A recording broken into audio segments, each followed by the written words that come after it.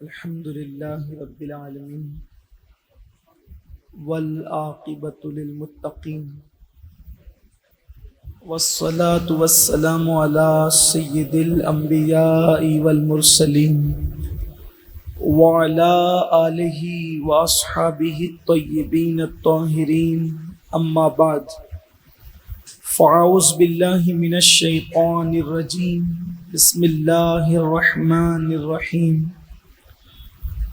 كل صغير وكبير مستطر صدق الله العظيم غوث اعظم بمنے بے سرو ساما مدد قبلہ دین مدد کعبہ ایمان مدد انتظار کرم تست من عینی را اے خدا جو خدا بینو خدا دا مدد بگردہ بے بلا افتاد کشتی ضعیفانو شکستہ رات و پشتی بحق کے خواجہ عثمان ہارون مدد کن یا معین الدین چشتی مدد کن یا معین الدین چشتی مدد کن یا معین الدین چشتی الصلاۃ والسلام علیک یا رسول اللہ الصلاۃ والسلام علیک یا نبی اللہ الصلاۃ والسلام علیک یا حبیب اللہ وعلی آلک واصحابک یا نور اللہ صلی اللہ تعالی علیہ وسلم۔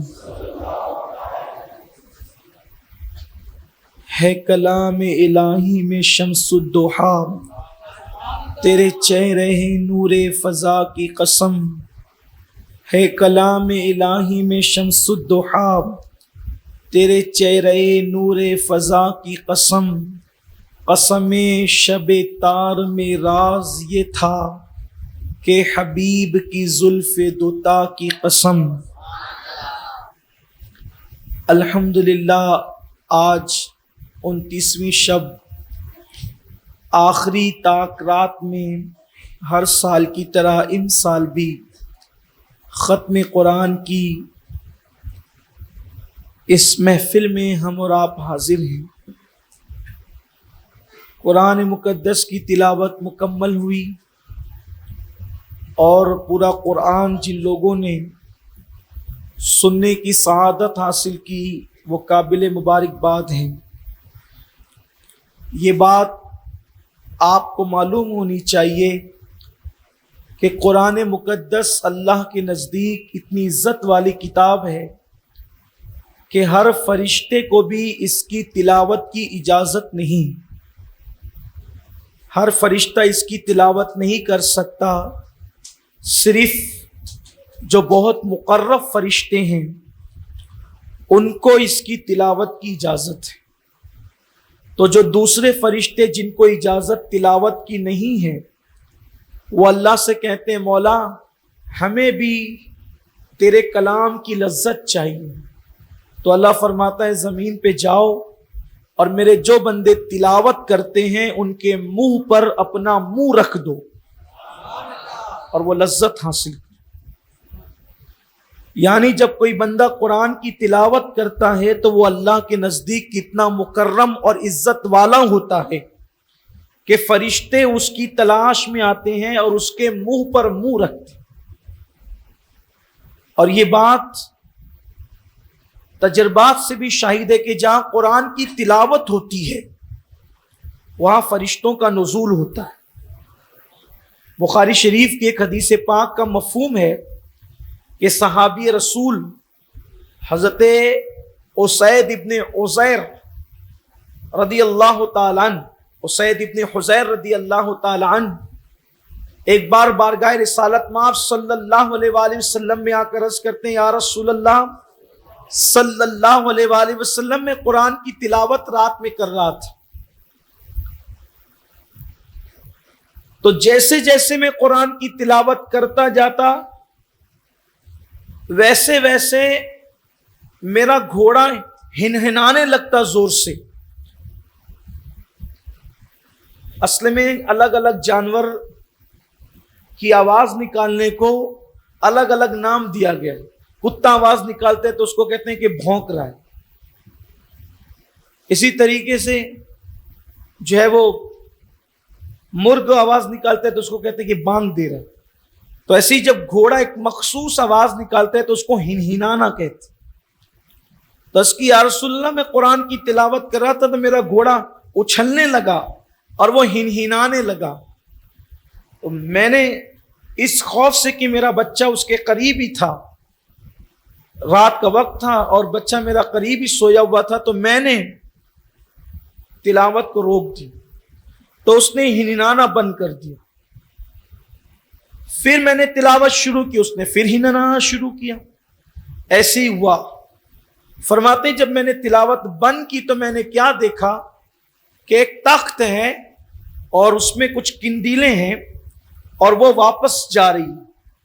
जब मैं तिलावत कर रहा था तो वो नीचे की तरफ आ रही थी और जब मैंने तिलावत को रोक दिया तो वो ऊपर की तरफ जाने लगी। अल्लाह के रसूल से इसकी कि या रसूल क्या माजरा है?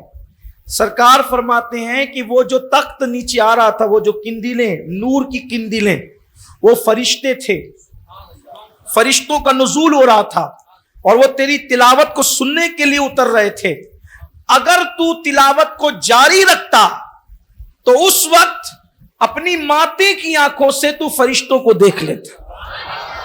लोग फरिश्तों को देखते अगर वो तू तिलावत जारी रखता। यानी फरिश्तों का, मलाइका का नुज़ूल होता है कुरान मुकद्दस की तिलावत में।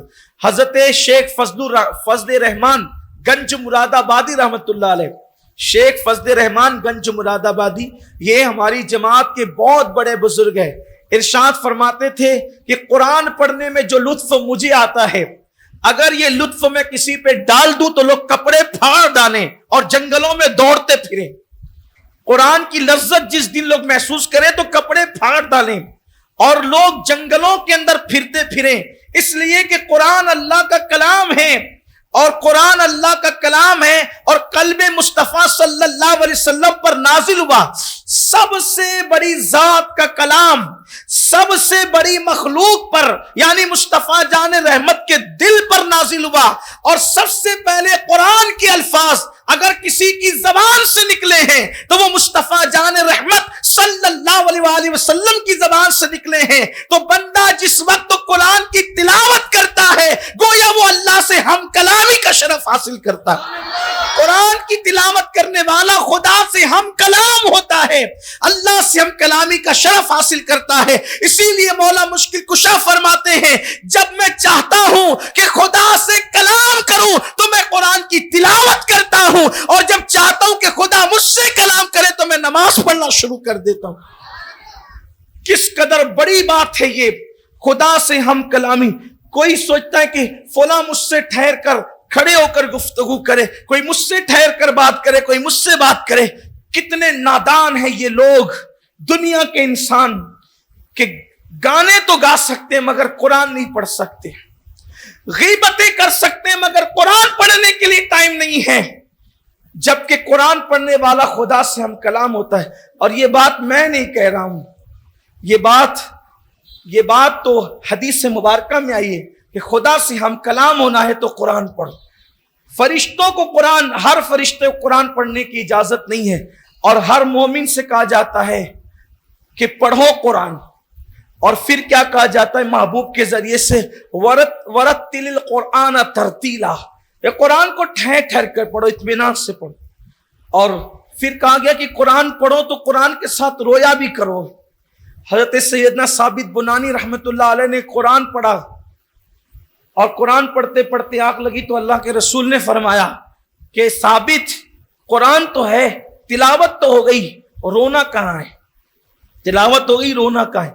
और आज भी ये कुरान मुकद्दस की बरकत है, जो लोग अच्छा कुरान पढ़ते हैं हुजूर उसको पसंद करते हैं। आज भी अच्छा कुरान पढ़ने वाले को हुजूर पसंद करते हैं। गालिबन इस वाक़े को शाह वलीउल्लाह मुहद्दिस देहलवी रहमतुल्लाह अलैह ने लिखा है कि सैयदना शेख अब्दुल हक मुहद्दिस देहलवी बहुत अच्छा कुरान पढ़ते थे। शेख अब्दुल हक मुहद्दिस بہت اچھا قرآن پڑھتے تھے، اور آپ اس زمانے میں دلی میں امامت کرتے تھے ایک مسجد کے اندر۔ رمضان شریف کا مہینہ تھا، سردیوں کے دن تھے، دلی کی کڑاکے کی سردی تھی، ایسے میں مسجد کے مصلی نماز کے لیے تیار تھے۔ شیخ عبدالحق محدث دہلوی امام ہو تو مقتدی کیسے ہوں گے، آپ سمجھ سکتے ہیں۔ ایسے میں زور سے کسی نے سلام کیا، مسجد میں قدم رکھا، السلام علیکم۔ مسجد کے سارے مصلیوں نے پلٹ کر کے وعلیکم السلام کا، اس لیے کہ لوگ یہ معمول نہیں تھا، وہاں یہ معمول نہیں تھا، اس لیے کہ عام طور پہ مسجد میں لوگ ذکر اذکار عبادت میں ہوتے تو آنے والے زور سے سلام نہیں کرتے، کیونکہ لوگ عبادت میں ہوتے۔ اگر کوئی کسی کو مل جائے تو وہ اپنی آواز میں سلام کر کے معاملہ ادا کر دیتا ہے، سنت ادا کر دیتا ہے۔ تو لیکن آنے والے نے زور سے سلام کیا، کہا السلام علیکم، تو لوگوں نے پلٹ کر کے دیکھا تو آنے والا بڑا خوبصورت تھا، دبلے پتلے بدن کا آدمی، خوبصورت بڑا نورانی چہرہ تھا۔ اس نے اس کی طرف جب سب متوجہ ہوئے تو پوچھا کہ کیا عبدالحق آ گیا، کیا عبدالحق آ گیا؟ لوگوں کے چہرے کے رنگ بدل گئے، اس لیے کہ امام تو امام ہوتا ہے۔ یہ اور بات ہے کہ آج ہماری قوم کو امام کی اہمیت نہیں پتا، لیکن امام تو امام ہوتا ہے۔ تو لوگوں کے چہرے کے رنگ بدل گئے، تو پوچھا آپ کون ہیں؟ یعنی آپ یہ وہ بھی محقق علی الاطلاق، محقق یعنی جس کی تحقیق پر اہل ہند اس زمانے کے آنکھ بن کے یقین کرتے تھے۔ ہندوستان میں علم حدیث اب قیامت تک جو پڑھتا پڑھایا جاتا رہے گا وہ شیخ عبدالحق محدث دہلوی کی محنتوں کا صدقہ ہے۔ اتنے بڑے اپنے وقت کے محدث، عاشق مدینہ، محقق علی الاطلاق شیخ عبدالحق محدث دہلوی، ان کو اللہ کے رسول نے پیدا ہندوستانی میں ہوئے ہیں، لیکن پھر مدینہ شریف چلے گئے تھے، حضور نے کہا کہ ہندوستان چلے جاؤ، وہاں بڑے فتنے ہیں، ذرا کام کرو جا کے دین کا۔ انہوں نے یہ کہا تھا کہ یا رسول اللہ آپ کے بغیر نہیں رہ سکتا، تو سرکار نے یہ بھی کہا تھا کہ چلے جاؤ وہاں دین کی حفاظت کرو، یہاں آتے ہو تو مزار دیکھتے ہو، وہاں یاد آئے گی آنکھیں بند کر کے گردن جھکانا، میرا دیدار کر لینا۔ یہ شیخ عبدالحق محدث دہلوی۔ تو شیخ صاحب کا نام لیکن آنے والا کہتا ہے کہ عبدالحق آ گیا عبدالحق تمہارا امام۔ لوگوں نے کہا کون ہے آپ؟ تو پھر آپ نے فرمایا آنے والے نے کہ میں ابو ہریرہ ہوں، میں ابو ہریرہ ہوں، اور مجھے حضور نے بھیجا ہے کہ جا کر کے پوچھو کہ عبدالحق آیا کہ نہیں آیا، اس لیے کہ آج اس سے قرآن سننا ہے، وہ قرآن بہت اچھا پڑھتا ہے۔ آج بھی اگر کوئی قرآن دل سے پڑھنے والا ہو، حضور علیہ الصلوۃ والتسلیم جو ہے وہ قرآن مقدس پڑھنے والوں کو کیسا نوازتے ہیں، اور حضور علیہ السلام کو اچھا پڑھنے والوں سے قرآن سننا بہت پسند تھا۔ حضرت عبداللہ ابن مسعود سے فرماتے تھے، ابن مسعود ذرا قرآن سنا، وہ کہتے تھے یا رسول اللہ قرآن آپ پہ نازل ہوا ہے، آپ سے اچھا قرآن کون پڑھ سکتا ہے؟ حضور فرماتے ہیں مجھے اچھی آواز والوں سے قرآن سننا پسند ہے، لیکن آج میرا عنوان یہ نہیں، میں نے صرف تمہید کے طور پر عرض کیا، اس لیے کہ آج قرآن ویسا پڑھا نہیں جا رہا ہے، قرآن پڑھنے کا شوق ختم ہے، ہر چیز کے لیے ٹائم ہے، قرآن کے لیے ٹائم ہے۔ اور بات یہ ہے کہ صرف قرآن کو تلاوت کی نیت سے پڑھیں تو بھی دل کا زنگ دور ہوتا ہے، ثواب ملتا ہے، لیکن قرآن کو اگر غور سے پڑھا جائے، اس میں غور کر کے پڑھا جائے، فکر کر کے۔ قرآن کہتا ہے افلا تعقلون، کیا تم قرآن میں عقل سے کام نہیں لیتے؟ قرآن میں تم عقل سے کام نہیں لیتے؟ افلا تتدبرون، کیا تم قرآن مقدس کے اندر تدبیر سے کام نہیں لیتے؟ اسی طرح سے قرآن نے کئی مقام پر کیا تم قرآن میں غور نہیں کرتے، قرآن میں فکر نہیں کرتے؟ وجہ کیا ہے؟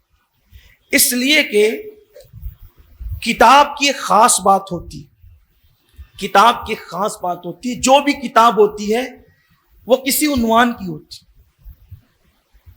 جو بھی کتاب ہوتی ہے وہ کسی عنوان کی ہوتی ہے۔ کتاب لکھنے کا طریقہ یہ ہے کہ عنوان کے متعلق نام ہوتا ہے، پہلی بات، دوسری بات اس کی تمہید ہوتی ہے، تیسری بات اس کے مضامین ہوتے ہیں، اور چوتھی بات اس کا نچوڑ ہوتا ہے۔ لیکن یہ انسان کا اسلوب تحریر ہے۔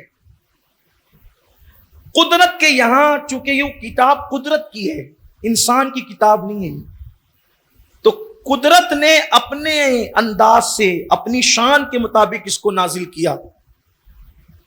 اس کے اندر کوئی عنوان خاص نہیں ہے، حالانکہ اس کا عنوان کوئی انسان ہے، یہ انسانوں کے لیے نازل ہوئی، لیکن کوئی ایک عنوان خاص نہیں ہے۔ اس قرآن کی شان یہ ہے، دھیان دیں آپ، اس قرآن کی شان یہ ہے کہ ایک آیت میں 3 مضامین، 6 مضامین، 10 مضامین تک بیان کیے گئے اس آیت میں، اور پھر ایک آیت میں، اور پھر اس قرآن کی شان یہ ہے کہ قرآن مقدس اتنی آسان زبان میں بات کرتا ہے کہ اگر چھوٹا سا بچہ ہو، کسان ہو، راستے میں جھاڑو دینے والا ہو، وہ بھی سمجھ جاتا ہے، اتنی آسان زبان میں بات کرتا ہے۔ پھر قرآن کبھی اتنا مشکل کر دیتا ہے کہ علماء بھی رات بھر ڈکشنریاں کھول کر بیٹھتے ہیں۔ پھر کبھی اتنی مشکل کر دیتا ہے کہ لوگ سر سجدے میں رکھ کر کہتے ہیں کہ اب یہاں تک ہماری رسائی نہیں۔ جیسے مثال کے طور پہ قرآن کہتا ہے الف لام میم، وہاں جبریل بھی حیرت سے تکتا ہے، یہ کیا کلام ہے۔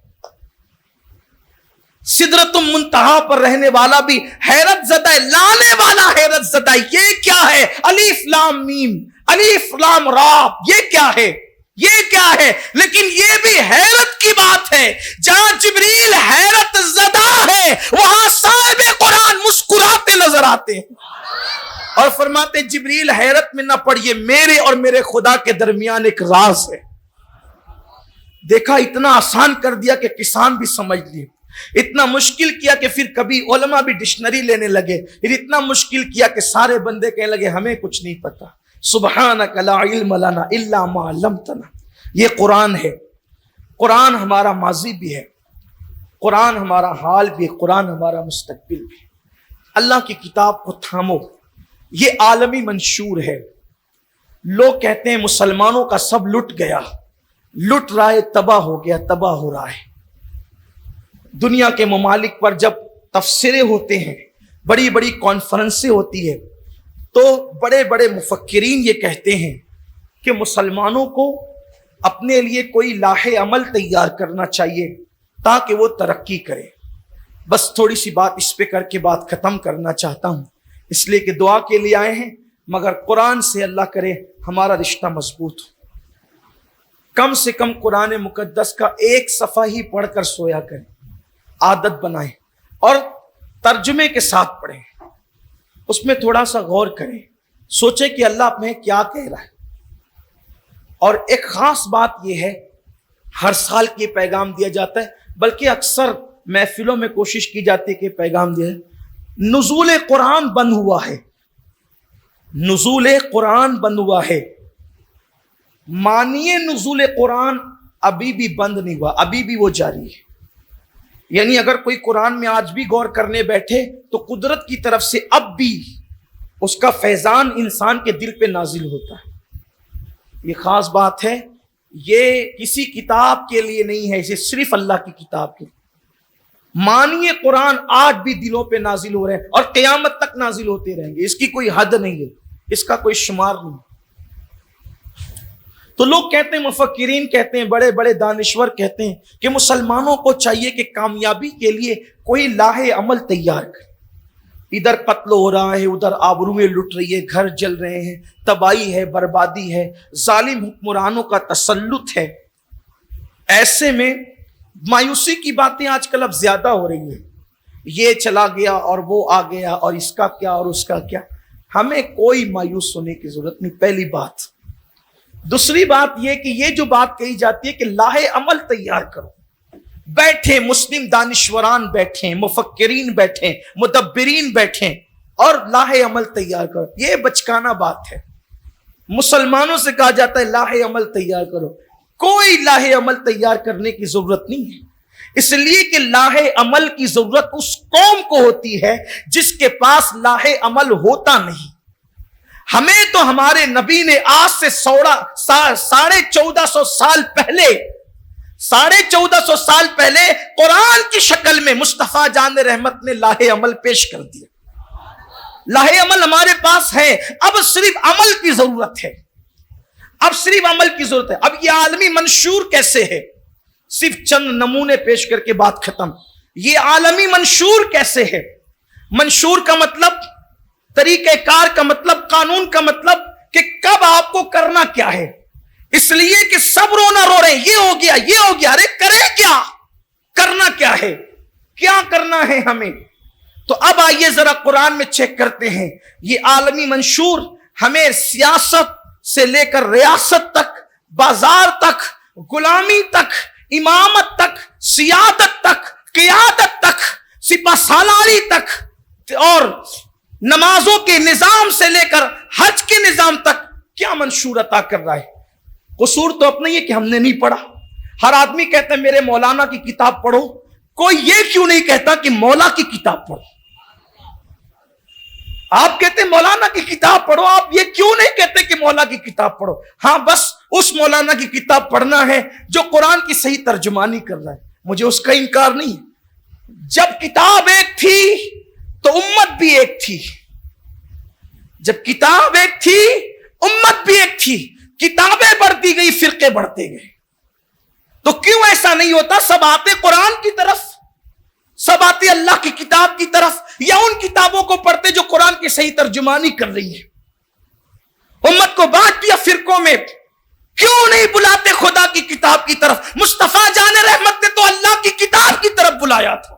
حضور نے نہ ریاست کی طرف بلایا تھا، نہ سیاست کی طرف بلایا تھا، نہ برادری کی طرف بلایا تھا، نہ قبیلے کی طرف بلایا تھا، نہ خطے کی طرف بلایا تھا. حضور نے فرمایا تھا آؤ قرآن کے رنگ میں رنگ جاؤ اور ایک وحدت بن جاؤ. اور ہو گیا ایسا ہی. جہاں پر کالے اور گوروں کا برابر میں بیٹھنا ایک دوسرے کی توہین سمجھی جاتی تھی، وہاں مصطفیٰ جان رحمت نے ابو بکر و بلال کو ایک ساتھ بٹھا کر کے بتا دیا یہ قرآن کا منشور ہے، یہ قرآن کا دستور ہے، یہ قرآن کا انداز ہے. دیکھا عرب کا گورا خوبصورت عظیم المرتبت ہستی کو، حسین و جمیل ہستی کو ایک پکے رنگ کے غلام کے، اور بھی کس کے ساتھ بٹھایا؟ کس کے ساتھ بٹھایا؟ جس نے خود خرید کر آزاد کیا، اتنے بڑے محسن کے برابر.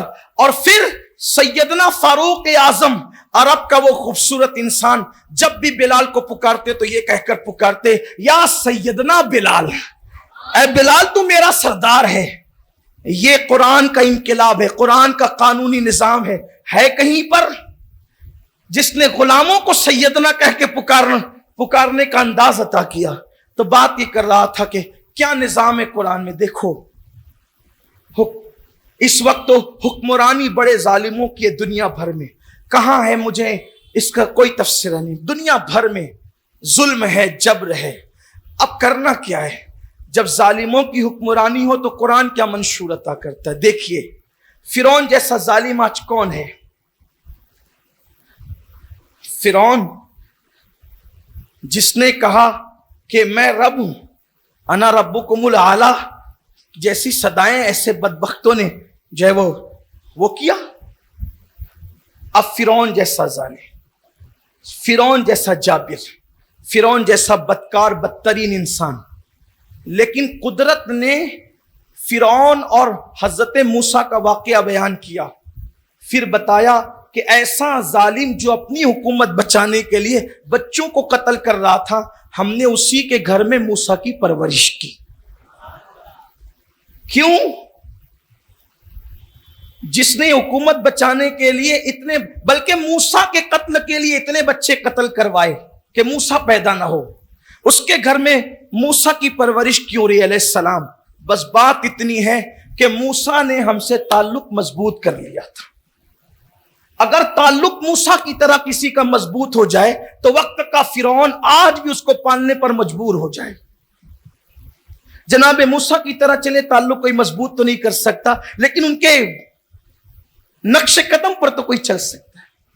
میں ان کی شریعت کی اتباع کی بات نہیں کر رہا ہوں، اس لیے کہ مصطفیٰ جان رحمت کا قانون آ گیا تو اب سب کی شریعتیں منسوخ ہو گئی. لیکن عقیدہ توحید تو وہی تھا نا جناب موسیٰ کا جو ہمارا ہے، اس پہ کوئی مضبوط تو ہو کر دیکھیں. پھر دیکھیں آپ، اگر کوئی مایوس ہوتا ہے نا کسی کی دولت کے تکبر سے، گھمنڈ سے، کہ دیکھو وہ دولت کے بل بوتے پر مسلمانوں کو کچل رہے ہیں اور مسلمانوں کے جھوپڑوں کے سامنے مسلمانوں کو خریدنے کے لیے محل بتا رہے ہیں، تو قرآن کیا منشور پیش کرتا ہے؟ قرآن کیا منشور پیش کرتا ہے؟ تو قرآن بتاتا ہے کسی نے جنت بھی بنائی تھی اللہ کی جنت کے مقابلے میں، اور جنت بنائی تو اس دور کی ہر آرائش اس نے اس میں رکھی، لیکن خود کی بنائی ہوئی جنت میں جیسے داخل ہونے لگا 2 قدم اندر تھے گھوڑے کے اور 2 قدم باہر تھے۔ قدرت نے کہا خود کی جنت نہ دیکھ سکے، اس کی روح نکال لے۔ اس دن حضرت ملک الموت کو بھی ترس آ گیا، کاش کم سے کم خود کی بنائی ہوئی جنت کم از کم دیکھ ہی لیتا، نہ رہ سکا تو دیکھ ہی لیتا۔ قدرت بتا رہی ہے دولت مند بڑے نہیں ہے، میں بڑا ہوں۔ طاقت دولت مندوں کی نہیں چلے گی، میری چلے گی۔ میرے آگے سرسر خمیدہ ہیں، تو یہ سب کس کے لیے ہے؟ قرآن کہانی کس سے کتاب نہیں ہے۔ اللہ فرماتے ہم تمہارا دل مضبوط کرنے کے لیے واقعات بیان کرتے ہیں۔ پھر رہی بات تجارت کی، پھر رہی بات معاش کی، پھر رہی بات دولت کی، تو قرآن مقدس دولت کو کی برائی بیان نہیں کرتا، بلکہ قرآن مقدس تو کہتا ہے، بڑے مزے میں قرآن مقدس کہتا ہے فَانْتَشِرُوا فِي الْأَرْضِ وَابْتَغُوا مِنْ فَضْلِ اللَّهِ، مسجدوں سے باہر نکلو، نماز کے بعد پھیل جاؤ اور اللہ کا فضل تلاش کرو۔ جس تجارت کو لوگوں نے دنیا داری کہہ کر تاجروں کے سر نیچے کر دیا، اس تجارت کو اللہ فضل اللہ کہتا ہے، اللہ کا فضل کہتا ہے۔ پھر اس کے بعد اللہ جب دولت مل جائے، یہ فضل ہے تیرا، تو کیا کریں؟ اکڑیں، کیا کریں؟ تو قرآن پھر دوسرے مقام پر منشور عطا کرتا ہے، ہدی للمتقین، قرآن تو متقیوں کے لیے ہدایت ہے۔ اللہ یہ متقی کون ہے؟ تو کیا کہتا ہے؟ وَيُقِيمُونَ الصَّلَاةَ وَمِمَّا رَزَقْنَاهُمْ يُنْفِقُونَ، ایمان لانے کے بعد یؤمنون بالغیب، ایمان لانے کے بعد وَيُقِيمُونَ الصَّلَاةَ، نماز قائم کرتے ہیں، دولت پہ اکڑتے نہیں، نماز قائم کرتے ہیں، نماز قائم کرتے ہیں۔ یہ نماز قائم کرنا بھی ایک بڑا عنوان ہے، انشاءاللہ پھر کسی موقع پہ، بس اتنا کہہ دیتا ہوں، نماز کے شرائط کے مطابق نماز ادا کرتے، یا تو نماز پڑھنی بھی نہیں آتی۔ وَمِمَّا رَزَقْنَاهُمْ يُنْفِقُونَ، اور اللہ کی دی ہوئی روزی سے لٹاتے ہیں، خرچ کرتے ہیں، اللہ کی دی ہوئی روزی سے۔ روزی صرف کھانے کی چیز کو نہیں کہتے، ہر ضرورت کی چیز پر اطلاق ہوتا ہے روزی کا۔ اللہ کی دی ہوئی روزی سے وہ لٹاتے ہیں، دیتے ہیں، خرچ کرتے ہیں۔ مطلب کیا؟ یعنی کہ مومنوں کو ہر ضرورت کی چیز دیتے ہیں، حتیٰ کہ اگر کوئی مومن ان کے پاس نمک مانگنے آ جائے تو وہ نمک بھی اس کو اٹھا کر دے، ضرورت کی چیز دیتے، ہر ضرورت کی چیز اللہ کی راہ میں۔ تو پھر وہ کیسے رہتے ہیں؟ تو قرآن ایک مقام پہ کہتا ہے لن تنالوا البر حتى تنفقوا مما تحبون، اس وقت تک تم نیکی کو نہیں پہنچ سکو گے جب تک کہ اپنی پیاری چیز کو اللہ کی راہ میں خرچ نہ کرو۔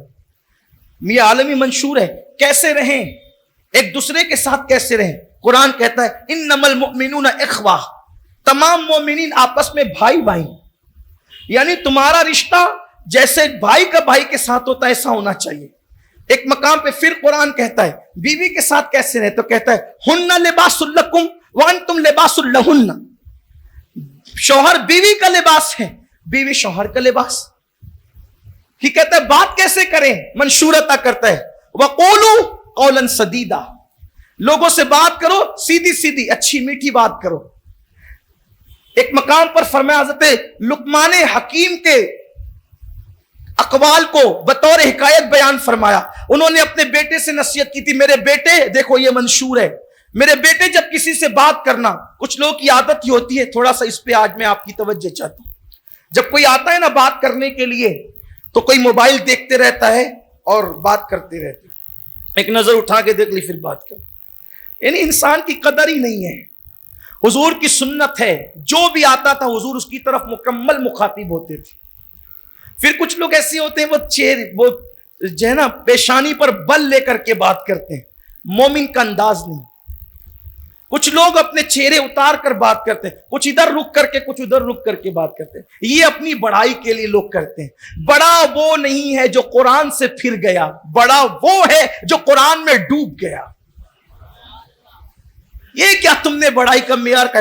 حضور علیہ السلام نے فرمایا جس سے بات کرو اس کی طرف مکمل مخاطب ہو جاؤ۔ کتاب دیکھ کر کسی سے بات کرنا، موبائل دیکھ کر کسی سے بات کرنا، یہ اسلامی انداز گفتگو نہیں۔ حضرت لقمان حکیم کے قول کو قرآن نے بیان فرمایا، فرمایا ہے میرے بیٹے جب بھی کسی سے بات کرنا تو ترش رو ہو کر کے بات نہیں کرنا، چہرہ کھچ کر بات نہیں کرنا۔ قرآن مقدس نے لقمان حکیم کا قول بیان فرمایا، اور قرآن نے پھر واضح کر دیا وَقُولُوا قَوْلًا سَدِيدًا، لوگوں سے بات کرو تو میٹھی بات اتنی میٹھی ہو اپنی کہ وہ حضور فرماتے ہیں اگر زمین پہ کسی جنتی کو دیکھنا ہے، زمین پہ کسی جنتی کو دیکھنا ہے تو اس بندے کو دیکھو جس سے لوگ ایک بار ملے تو ہٹنے سے پہلے تمنا کرے کہ اس کا انداز گفتگو اور اخلاق کتنا اچھا ہے، میں اس سے ایک بار پھر ملوں گا۔ یعنی ہٹنے سے پہلے لوگ تمنا کرے کہ ایک بار، کیا پھول چڑھتے ہیں گفتگو سے۔ حضور فرماتے ہیں ایسا بندہ زمین کے اوپر جنتی ہے۔ لیکن یہاں تو بات کرنے کا سلیقہ بھی ختم ہے۔ کبھی کبھی کوئی ناپسندیدہ شخص بھی آ کر بیٹھ جائے تو اس کو یہ احساس نہ ہو کہ آپ اس کو ناپسند کرتے ہو۔ وَقُولُوا قَوْلًا سَدِيدًا، کتنی مثالیں پیش کی جائیں۔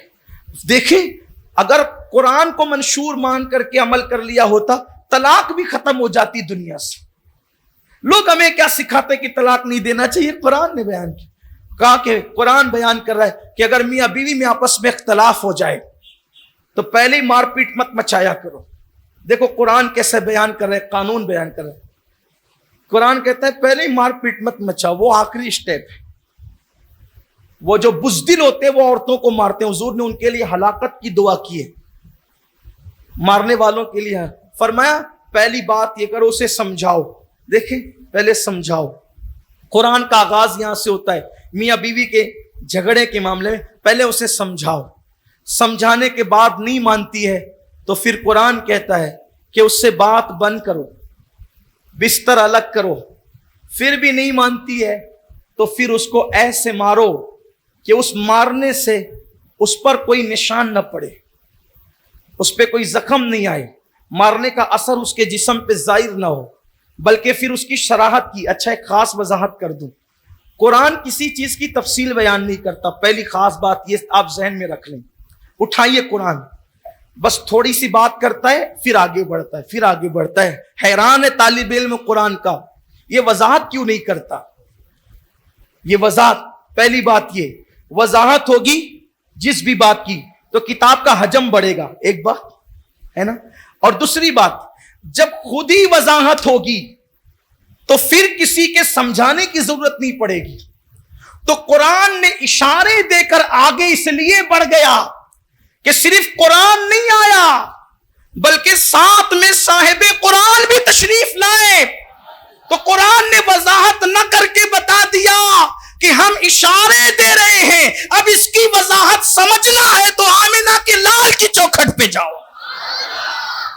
یعنی محتاج بنا دیا ہے قرآن سمجھنے کے لیے، خود بیٹھ کر کے یہ نہیں کہ ہم وہاں کہاں جائیں، کہ نہیں ہم اشارے دے رہے ہیں، اجمال دے رہے ہیں، اب اس کی تفصیل چاہیے تو مصطفیٰ جان رحمت کی چوکھٹ پر جاؤ۔ اسی لیے فرمایا قد جاءکم من اللہ نور وکتاب مبین، تمہارے پاس نور بھی آیا اور کتاب بھی آئی، لیکن کتاب آئی نور بھی آیا ساتھ میں، تو ان کے پاس جاؤ۔ اسی لیے تفصیل سمجھنے کے لیے صحابہ بارگاہ رسالت میں جاتے، آج بھی تفصیل سمجھنا ہے تو قرآن اشارے دے کے آگے بڑھتا ہے۔ تو عرض یہ کر رہا تھا کہ قرآن نے کہا کہ پھر اس کو اس طرح مارو۔ اب مارو کس طرح؟ حضور نے فرمایا مسواک سے مارو۔ کس سے مارو؟ ڈنڈے سے نہیں، پٹے سے نہیں، چپل جوتے سے نہیں۔ قرآن کہتا ہے آخری سٹیپ ہے، پہلے بات بند کرو، نہیں مانتی ہے پہلے سمجھاؤ، نہیں مانتی بات بند کرو، بستر رکھ کرو، پھر اس کو مارو۔ مارنے کی نوبت ہے مسواک۔ اب مسواک کے لیے قانون دے دیا حضور نے، فرمایا چھوٹی سے چھوٹی چھنگلیا کی طرح ہو اور موٹی سے موٹی انگوٹھے کی طرح ہو، اس سے موٹی مسواک سنت کے مطابق نہیں ہے۔ مطلب کوئی کتنا بھی آدمی موٹی استعمال کرنا چاہیں تو وہ انگوٹھے سے موٹی استعمال، کیونکہ وہ سنت کے مطابق کم، چھوٹی سے چھوٹی۔ کچھ لوگ اتنی باریک لے کر کے منہ میں دبا کے گھومتے، ایسا لگتا ہے کہ خلال تو نہیں کر رہا ہے۔ یہ سب اپنی مرضی پہ چکنا، اتنی باریک مسواک نہ ہو، مسواک کم سے کم آپ کی چھنگلیا کی طرح، زیادہ سے زیادہ آپ کے انگوٹھے مارو مسواک سے۔ اب بتائیں یہ انگوٹھے کی مسواک، اور پھر یہ بھی ہے کہ یہ مسواک اتنی چھوٹی ہو جائے کہ استعمال کے قابل نہ رہے تو رکھ دو۔ بڑی سے بڑی کتنی ہوگی؟ نئی جب مسواک آئے گی چلے کوئی سوچے کہ چلے مسواک اسے مارنا تو نہیں لا کے مارے، تو بڑی سے بڑی پھر فرما دیا کہ ایک بالش تو ہونی چاہیے، ایک بالش سے بڑی نہیں ہو سکتی مسواک۔ اب ایک بالش تو کیوں انگوٹھے کے مطابق ہو تو کیا مار پڑے گی؟ یہ ہے اسلامی اصول۔ لیکن آپ جانیں، آپ کو پتا ہونا چاہیے، جو واقعی شوہر ہے وہ بیوی سے بات بند کر دیں تو بیوی نہ دن میں 4 مرتبہ سامنے سے آ کر کہے آپ ناراض ہیں، آپ ناراض ہیں، چھوڑیں غصہ، تھوکیں، مجھ سے بات تو کریں۔ یہ عورتوں کا مزاج ہے، وہ شوہر کے بغیر نہیں رہ سکتی۔ اسلام نے اتنی بات بتائی، کوئی اسی پہ عمل کر لیتا، لیکن نہیں کرتے۔ شروعات ہی مار پیٹ سے ہوتی ہے اور اختلافات کی آگ لگتی ہے۔ یہ قرآن کا منشور ہے۔ ہم نے قرآن کو کیا سمجھا؟ تیجے پہ پڑھی جانے والی کتاب، 40 سے پڑھی جانے والی کتاب، بیٹی کے جہیز میں دی جانے والی کتاب، اور جھگڑے کے اندر جس کی قسم کھائی جائے وہ کتاب۔ لا قرآن، ممبر پہ چل کے قرآن اٹھا، یہ ہے۔ سیاسی لیڈران اسٹیج پہ کہتے ہیں تو اس سے کہو کہ وہ ممبر پہ چڑھ کے قرآن اٹھائیں، جھگڑے والے راستے میں کہتے ہیں ممبر پہ چڑھ کے اس کو وہ لوگ قرآن اٹھائیں۔ او ممبر پہ قرآن اٹھانے والوں، قرآن پڑھنے کے لیے کتنی بار اٹھائے یہ بتا، قرآن پڑھنے کے لیے کتنی بار اٹھائے یہ بتا۔ قرآن قسم کے لیے رہ گیا، قرآن جہیز کے لیے رہ گیا، قرآن صرف تیجی اور 40ویں کے لیے رہ گیا۔ کتاب کس لیے آئی تھی اس کو کیا کر دیا؟ میں منکر نہیں ہوں، بالکل قرآن سے ایصال ثواب کیا جانا چاہیے، کیا جا سکتا ہے، لیکن قرآن صرف قرآن خانیوں کے لیے نہیں ہے۔ قرآن مقدس سمجھ کر اسے اپنی زندگی میں اتارنے کے لیے یہ منشور ہے۔ جس دن مسلمان نے قرآن کو اپنے ہاتھ میں یوں تھام لیا کہ یہ قرآن میری زندگی کے لیے نازل ہوا ہے، جیسے صحابہ نے تھاما تھا، اللہ نے جیسے ان بوریا نشینوں کو کائنات کا امام بنا دیا تھا، آج بھی اللہ تمہیں امامت عطا فرمائے۔ قرآن کو منشور سمجھ کر تو دیکھو۔ ڈاکٹر اقبال کے اس جملے پر اپنی بات ختم کر دیتا ہوں۔ بڑا مفکر تھا اقبال، بڑا دانشور تھا اقبال۔ اقبال نے اپنی قوم کو پیغام دیا اور بہت پیغام دیا۔ اقبال کا رشتہ قرآن سے بڑا مضبوط تھا۔ اقبال دعا کرتے تھے، اللہ جو تو نے مجھے دکھایا ہے میری قوم کو دکھا دے۔ ہم نے اپنے بڑے بزرگوں سے سنا ہے کہ اقبال جب تلاوت کرتے تھے رات کو قرآن کی، اقبال جب تلاوت کرتے تھے، وہ شاعر تھا، دنیا اسے شاعر کی حیثیت سے جانتی ہے، لیکن اقبال کی زندگی یہ تھی کہ جب اقبال رات کو قرآن کی تلاوت کرتا تھا تو صبح کو وہ قرآن کا مصحف اٹھا کر کے گھر والے دھوپ میں رکھتے تھے۔ وہ قرآن اس لیے دھوپ میں رکھا جاتا تھا کہ اقبال تلاوت کرتے ہوئے اتنا روتے تھے کہ ان کے آنسو اتنے پڑتے تھے کہ قرآن بھیگ جاتا تھا اور پھر جو ہے وہ دھوپ میں سکھایا جاتا تھا روزانہ۔ اس طرح تلاوت کرتے تھے اقبال، بڑا رشتہ مضبوط تھا ڈاکٹر اقبال کا قرآن سے۔ اسی لیے اقبال نے جو باتیں کہی ہیں وہ کسی شاعر کے یہاں جلدی سے آپ کو نہیں ملتی۔ غالباً انہی نے کہا ہے کہ وہ زمانے میں معزز تھے مسلمان ہو کر، اور ہم خار ہوئے تاریخ قرآن ہو کر۔ بڑی باتیں کہی اقبال نے، لیکن میرا عنوان وہ نہیں ہے۔ تو اقبال نے اپنی قوم کو مخاطب ہو کر ایک پیغام دیا ہے، انہوں نے عکاسی کی ہے، عکس لیا ہے قوم کے کیریکٹر کا اور بیان کیا ہے۔ ہمارے یہاں قرآن کھولتے کب ہیں؟ قرآن کھلتا کب ہے ہمارے یہاں؟ جب کسی کو سکرات لگتی ہے، موت ہونے والی ہوتی ہے، تو بھائی بھتیجے بھانجو کہتے لو قرآن لے کر کے بیٹھو، قرآن پڑھو، سرانے سورہ یاسین پڑھو۔ کیا عقیدہ ہے آج بھی مسلمانوں کا کہ قرآن پڑھیں گے، سورہ یاسین پڑھیں گے تو اس کی برکت سے موت آسان ہو جائے گی؟ یہی عقیدہ ہے؟ بالکل پرفیکٹ عقیدہ ہے، کیونکہ حضور علیہ السلام کی حدیث ہے کہ مرنے والوں کے قریب سورہ یاسین اور سورہ رعد کی تلاوت کیا کرو، اس کی برکت سے موت آسان ہو جاتی ہے۔ اب اقبال نتیجہ نکالتے ہیں، اقبال کہتے ہیں اے میری قوم، تو نے قرآن سے مرنا سیکھا، تو نے قرآن سے جینا کیوں نہیں سیکھا؟ اس لیے کہ جس قرآن کی تلاوت کی برکت سے جب موت آسان ہو جاتی ہے تو اس تلاوت کی برکت سے کیا زندگی کی مشکلیں آسان نہیں ہو سکتی؟ موت کی مشکل زیادہ ہے یا زندگی کی مشکل زیادہ ہے؟ موت کی مشکل سے بڑی کوئی مشکل ہے ہی نہیں۔ تو اقبال کہتے ہیں جب قرآن کی برکت سے موت کی مشکل آسان ہو جاتی ہے تو زندگی کی مشکل آسان نہیں ہوتی۔ پڑھیں قرآن، کھولیں قرآن، قرآن سے قریب آئیں. قرآن منشور ہے، اس کو پڑھیں، دیکھیں، ترجمہ پڑھیں. ترجمہ اردو زبان میں کنز الایمان ہمارے پاس ہے، اس کو دیکھیں، غور کریں قرآن کہتا کیا ہے. اللہ تعالیٰ سے دعا ہے کہ ہماری پوری قوم کو اللہ قرآن کے قریب کر دے، یہ امت پھر قرآن کے قریب آئے. حضور نے 23 سال کی قلیل مدت میں جو انقلاب پیدا کیا ہے قرآن کی برکت سے.